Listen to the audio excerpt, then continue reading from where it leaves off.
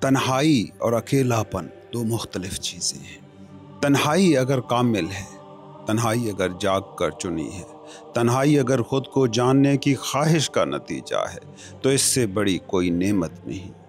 تنہائی اگر فرار ہے، تنہائی مگر شرمندگی سے بچنے کے لیے ہے، تنہائی اگر اس لیے ہے کہ سوسائٹی کے قدموں کے ساتھ قدم ملا کر نہیں چل پا رہے، تنہائی اگر اس لیے ہے کہ تمہارے کپڑے، تمہاری گاڑی ایسی نہیں کہ محفل میں بار پا سکے، تو اس سے پھر بڑی کوئی اذیت نہیں۔ اسی لیے میں ہمیشہ کہتا ہوں دو قسم کی تنہائیاں ہوتی ہیں۔ ایک جسے میں حقیقی تنہائی کہتا ہوں، being alone with yourself، اور دوسرا ہے اکیلاپن۔ تنہائی خود منحصر ہوتی ہے، سیلف ڈیپینڈنٹ، وہ اپنا فیصلہ ہوتی ہے، وہ مجبوری کا ایکٹ نہیں ہوتی۔ اکیلاپن مجبور ہوتا ہے، دوسرے پر منحصر ہوتا ہے، بیمار ہوتا ہے۔ تنہائی ہلکی پھلکی ہوتی ہے، اکیلاپن بھاری ہوتا ہے۔ تنہائی کا انعام خود کی پہچان اور اکیلے پن کی اذیت ہے، خود اپنی ذات سے محرومی۔ تنہائی تم چنتے ہو، اکیلاپن تھوپا جاتا ہے۔ کسی وجہ سے لوگوں سے کٹ گئے، اپنوں سے دور ہو گئے، ہجوم سے الگ ہو گئے۔ یہ حقیقی تنہائی نہیں ہے، کیونکہ اس میں دوسرا اب بھی ہے، اب بھی تمہارے ساتھ ہے، بلکہ اور ہی شدت سے موجود ہے۔ دیکھو، جب تم گھر سے دور ہوتے ہو، کئی دن گزر جاتے ہیں تو تمہارے اندر اپنوں کی یاد اور بھی تیز ہو جاتی ہے، دوست اور بھی شدت سے یاد آتے ہیں۔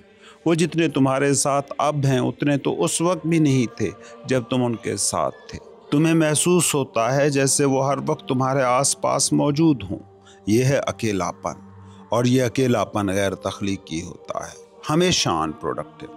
اس میں تم زیادہ ریئیکٹیو ہو سکتے ہو، ڈپریسو ہو سکتے ہو، انزائٹک ہو سکتے ہو، مگر کچھ نیا کبھی نہیں ملتا، نئے کبھی نہیں ہو پاتے۔ یہ تنہائی ذرا سی بھی تخلیقی نہیں ہوتی، یہ بس جسموں کا فاصلہ ہوتی ہے، مگر ذہنی طور پر تم ایک بڑی محفل کے بیچ بیٹھے ہوتے ہو۔ تمہارے مائنڈ کے ہال میں ہر کوئی موجود ہوتا ہے، بیوی، بچے، والدین، دوست، سب۔ اس کو سمجھنے کے لیے ایک مثال کو دیکھو۔ ایک شخص ایک بزرگ کے پاس، اپنے مرشد کے پاس گیا، ادب سے دو زانو ہو کر بیٹھا اور کہا، مرشد، آج میں سب چھوڑ آیا ہوں، رشتے ناتے سب پیچھے چھوڑ آیا ہوں، اب مجھے سچائی کا راستہ چاہیے، میں خدا کو پانا چاہتا ہوں۔ مرشد نے گہری نظر سے اسے دیکھا اور کہا، پہلے ان سب کو چھوڑ آؤ جو تمہارے ساتھ بیٹھے ہیں۔ وہ شخص حیران ہوا، ادھر ادھر دیکھا، وہاں کوئی نہیں تھا۔ اس نے کہا، یہاں تو کوئی نہیں ہے حضرت، میں اکیلا ہوں۔ مرشد مسکرائے اور بولے، آنکھیں بند کرو اور دیکھو۔ اس نے آنکھیں بند کی اور اچانک اسے وہ سب دکھائی دینے لگا، بیوی، بچے، والدین، دوست، دشمن، سب اس کے مائنڈ میں بیٹھے تھے۔ تب وہ سمجھا کہ تنہائی محض ظاہری دوری کا نام نہیں، یہ تو وہ کیفیت ہے جس میں تمہارے اندر کی بھیڑ غائب ہو جائے۔ یہ جو پہلی قسم کی تنہائی ہے، یہ وہی تنہائی ہے جس میں بھیڑ نظر تو نہیں آتی مگر ہوتی ہے۔ یہ تنہائی تمہاری مرضی کی نہیں، یہ تم پر مسلط ہے۔ اسی لیے یہ تنہائی تمہارے مائنڈ کی جھیل کو اور مضطرب کر دیتی ہے، لہریں اور تیز ہو جاتی ہیں، تمہاری انا اور طاقتور ہو جاتی ہے، دوسروں کا احساس اور بھی شدید ہوتا ہے۔ یہ اکیلاپن کبھی شانتی، پیس، بلس نہیں دیتا، یہ تو اور بے چینی دیتا ہے۔ یہ وہ کیفیت ہے جس سے بھاگنے کے ہزار جتن یہ انسان کر رہا ہے۔ اخبار اٹھا لیا، فون ملا لیا، فلم دیکھنے نکل گئے، پارک میں چہل قدمی کر آئے، کوئی نہ کوئی سرگرمی ڈھونڈتے ہو اسی سے بچنے کے لیے، تاکہ اس مجبوری کے اکیلے پن سے فرار پا سکو۔ یہ نان میڈیٹیٹو تنہائی ہے، یہ چنی ہوئی نہیں ہے، تھوپی ہوئی ہے۔ یہ وہ تنہائی نہیں جس میں شعور کا دیا جلتا ہے، یہ تو قید خانے کے جیسی تنہائی ہے۔ پھر ایک اور قسم کی تنہائی ہوتی ہے، یہ اور ہی چیز ہے، یہ وہ اکیلاپن ہوتا ہے جو تم خود چنتے ہو، جس میں رس ہے، لطف ہے، ایک نغمہ ہے۔ اس میں دوسروں کی یاد نہیں ہوتی، نہ کسی کو بلانے کا دل چاہتا ہے، نہ کسی سے بھاگنے کی تمنا جاگتی ہے۔ تمہارے مائنڈ کی جھیل بالکل شانت ہو جاتی ہے، بالکل پرسکون۔ थॉट्स की लहरें थम जाती हैं, दिल पर एक हल्की सी खुशबू तैरती है। ये वो तन्हाई है जिसमें तुम अपने होने का मजा लेते हो। ये उदासी नहीं होती, ये वो खामोशी होती है जो तुम्हें भर देती। ये वो सकूत है जिसमें पूरा आसमान तुम्हारे अंदर उतर आता है। अब अगर कोई आके तुम्हारी इस हालत को तोड़ दे तो अच्छा नहीं लगता। ये अकेलापन कहत जैसा नहीं होता, जश्न जैसा होता है। ये मजबूरी नहीं होती, इंतखाब होता है। ये खला नहीं होता, कायनात से एक होने का भरापन होता है। पहली तन्हाई वो है जिसमें तुम खुद से नहीं जुड़ पाते, तुम अपने आप से बेगाना होते हो। दिल में शोर होता है, ख्यालात की हजूम भरी गलियां तुम्हारे अंदर दौड़ती रहती हैं। इस तन्हाई में तुम्हारा अपना वजूद पस मंजर में चला जाता है और दूसरा, सिर्फ दूसरा तुम्हारी जिंदगी की स्क्रीन पर छा जाता है। कोई महबूबा याद आती है, किसी महबूब का चेहरा जहन में उभरता है। कभी बचपन के किस्से खटकते हैं, कभी मरने वालों की यादें तड़पाती हैं। तुम्हारे होने का कोई एहसास बाकी नहीं रहता, बस माजी रह जाता है, दूसरा ही दूसरा रह जाता है। तुम खुद कहीं नहीं होते, तुम्हारी अपनी मौजूदगी ही तुमसे छिन जाती है। ये वो तन्हाई है जो दिल को काटती है, जो रूह को कुरेदती है और तुम्हें चीखता हुआ छोड़ जाती है।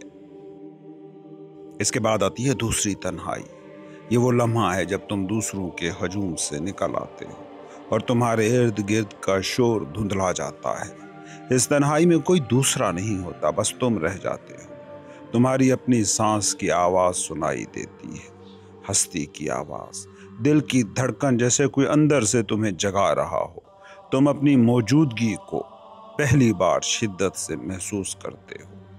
ये मेडिटेटिव कैफियत है, सूफियाना मराकबे की सी गहरी हालत। ये वो लम्हा है जब तुम्हारे और तुम्हारे दरमियान फासले मिटने लगते हैं। तुम पहली बार अपने साथ बैठने के काबिल होते हो। मगर एक तीसरी तन्हाई भी है और ये असल मिस्ट्री है। यही पहुंचे हुए सूफियों की हालत है। ये तन्हाई बड़ी अजीब है, बड़ी दिलचस्प। इसमें न दूसरा बाकी रहता है, न तुम खुद। तुम्हारी अपनी शनाख्त भी जैसे पिघल जाए, मन और तौ की दीवारें गिर जाएं। ये वो हाल है कि इर्द गिर्द हजारों लोग भी बैठे हों तो तुम्हारी तन्हाई पर कोई असर नहीं पड़ता। बाजार हो या जंगल, कहकशां हो या कमरा, सब बराबर हो जाते हैं। ये वो कैफियत है जब तुम कायनात के हतमी सकूत के साथ एक हो जाते हो। याद रखना, पहली तन्हाई में तुम्हारा मैं गायब होता है और दूसरा तुम पर छा जाता है। दूसरी तन्हाई में दूसरा गायब होता है और तुम बाकी रह जाते हो। मगर तीसरी तन्हाई में मैं और तू दोनों मिट जाते हैं। सिर्फ एक खालिस शऊर बाकी रहता है, एक प्योर कॉन्शियसनेस, एक साकिन आगही, एक खामोश रोशनी। यही वहदत की हालत है। यही वो लम्हा है जब कतरा समंदर के साथ एक हो जाता है और समंदर और कतरे का फर्क मिट जाता है। तुम कैसे कहोगे कि ये मैं हूँ और वो दूसरा? ये तुम्हारे होने की तमाम हदें, बाउंड्रीज तोड़ देता है। पहली तन्हाई में बेचैनी है, दूसरी में सुकून है, लेकिन तीसरी में एक ऐसा सकूत है जो झील की सतह की तरह बिल्कुल साफ और साकित हो। ये तन्हाई फिर वो आईना बन जाती है जो सबको निगल लेता है, भीड़ को, दूसरों को, हत्ता के तुम्हें भी। यही वहदतुल वजूद की मेराज है। अगर तुम्हारा दिल भीड़ में लगता है, अगर तुम्हें अपने होने का एहसास दूसरों से मिलता है, तो जान लेना ये बीमारी है। इसका मतलब है कि तुम अपने साथ नहीं बैठ सकते, और जो शख्स अपने साथ नहीं बैठ सकता वो हकीकत के करीब कभी हो नहीं सकता। जो भीड़ से दिल हटा लेता है वो पहला कदम उठाता है रियलिटी की तरफ। फिर आती है वो घड़ी जब तुम अकेले बैठते हो और तुम्हें घबराहट होती है। ये घबराहट नेचुरल है, क्योंकि तुम नस्लों से भीड़ में जीते आए हो। तुम्हारी अना, तुम्हारी शनाख्त, तुम्हारा मजहब, तुम्हारा नाम, ये सब भीड़ ने तुम्हें दिया है। जब तुम भीड़ से अलग होते हो तो तुम्हारा जी घबराता है, क्योंकि ये जी, माइंड, मन, अना, ईगो, ये भीड़ ही ने बनाई है। याद रखो, तुम्हारी अना तुम्हारी मिल्कियत नहीं, ये भीड़ की मिल्कियत है। یہ ہمیشہ بھیڑ کو، سوسائٹی کو سرو کرتی ہے۔ مالک وہی ہوتا ہے جو تخلیق کرے، اور تمہاری انا تمہاری تخلیق نہیں ہے۔ تمہاری اصل ملکیت تو وہ ہے جو اس انا سے ماورا ہے۔ یہی وجہ ہے کہ صوفی میں کو مٹانے کی بات کرتا ہے، کیونکہ جب تک میں موجود ہے تم حقیقت میں موجود ہی نہیں۔ تنہائی سے گھبراہٹ دراصل تمہاری انا کی گھبراہٹ ہوتی ہے، اور جیسے ہی تم اس گھبراہٹ کو بھی چھوڑ دیتے ہو تب حقیقی تنہائی اور اس کا لطف شروع ہوتا ہے۔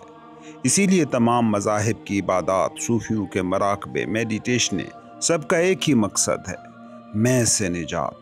وہ تنہائی جو تمہیں تم سے ملا دے، جو میں اور تو کا فرق مٹا دے، وہ صرف بھیڑ سے بھاگنے سے نہیں ملتی، بلکہ اس میں سے بھی آگے جا کر ملتی ہے جو اسی بھیڑ نے بنائی ہے۔